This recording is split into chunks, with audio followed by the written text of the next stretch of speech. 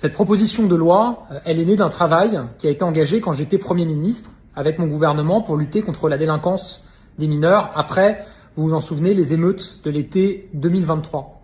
Elle part du principe que le fondement de notre droit, depuis l'ordonnance de 1945, c'est qu'un mineur n'est pas un majeur et qu'un mineur doit être jugé différemment d'un majeur. Mais elle tient compte du fait qu'un mineur de 2025, c'est pas un mineur de 1945 et qu'il y a une forme de banalisation de la violence à laquelle on assiste depuis plusieurs années maintenant. Et donc, l'objectif de cette proposition de loi, c'est à la fois d'être plus ferme face à une délinquance particulièrement grave, et notamment quand il y a récidive, et d'aussi impliquer davantage les parents dans la responsabilité qu'ils ont pour lutter contre cette délinquance. Oui, cette proposition de loi concerne aussi les parents. Je vous donne 2 exemples de mesures. Les parents qui, de manière délibérée, refusent de se rendre aux convocations du juge des enfants parce que leur enfant a commis des actes de délinquance. Ils sont convoqués en tant que parents et ne se présentent pas. Demain, grâce à ce texte, ils pourront faire l'objet d'une amende civile si, en connaissance de cause, ils refusent de se rendre aux convocations qui leur sont faites. Autre exemple, quand il y a de la délinquance chez des mineurs et que les parents sont tenus responsables pour les dommages qui sont causés, aujourd'hui, dans le droit, c'est le parent chez qui l'enfant réside qui est tenu responsable. Or, bien souvent, il y a des mères célibataires, des femmes seules, qui sont à ce moment-là seules tenues responsables et solidaires des dommages causés par leur enfant. Je propose de changer ça pour que les 2 parents soient tenus responsables et que donc, y compris des pères, c'est souvent le cas, qui sont partis depuis plusieurs années, qui se désintéressent de ce que devient leur enfant, soient tenus aussi responsables des dommages. Oui, quand j'avais été nommé Premier ministre, dans ma déclaration de politique générale, j'avais prononcé le fameux « tu casses, tu répares, tu salis, tu nettoies, tu défies l'autorité, on t'apprend à la respecter ». Et le sens de cette phrase, c'était de dire que je voulais créer des travaux d'intérêt éducatif, c'est-à-dire l'équivalent des travaux d'intérêt général, mais pour les mineurs, qui jusqu'alors n'existaient pas. Et à l'époque, avec mon gouvernement, et notamment le garde des Sceaux, Éric Dupond-Moretti, on a pris une circulaire. Et donc, maintenant, ces travaux d'intérêt général pour les mineurs existent et peuvent être appliqués.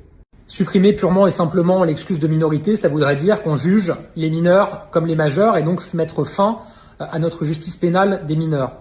D'abord, sur le fond, moi je suis en désaccord parce que ça peut arriver qu'un jeune, qu'un mineur dérive. Et pour les premiers faits, surtout s'ils sont légers, je pense que c'est important qu'il puisse y avoir des sanctions avant tout éducatives. Et par ailleurs, c'est pas constitutionnel. Ce que je propose dans cette proposition de loi, c'est d'atténuer l'excuse de minorité dans un certain nombre de cas, et notamment dans le cas des crimes les plus graves. Et donc très concrètement, pour des mineurs de plus de 16 ans, en récidive, pour les crimes les plus graves, il n'y aura plus d'excuse de minorité automatique. Et donc si le juge veut appliquer l'excuse de minorité, il devra le motiver et montrer qu'il y a des raisons pour cela. Et donc, c'est l'inversion du principe tel qu'il existe aujourd'hui. Ça va dans le sens d'une plus grande fermeté. Alors, il y a beaucoup de travaux qui sont menés et qui continueront à l'être sur les raisons d'une forme de violence débridée qu'on peut voir malheureusement dans une partie de la jeunesse.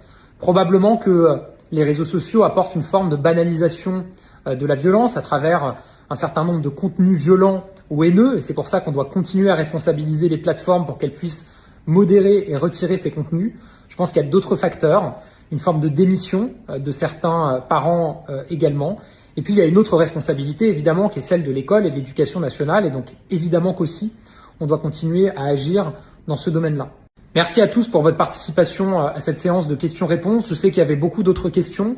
Je crois que le média 36 Quai des Orfèvres a décidé de concentrer les questions sur celles qui concernent vraiment le texte de la proposition de loi, mais je sais qu'il y avait des demandes également sur le service militaire, sur la justice sur Internet, sur la prolifération d'armes blanches.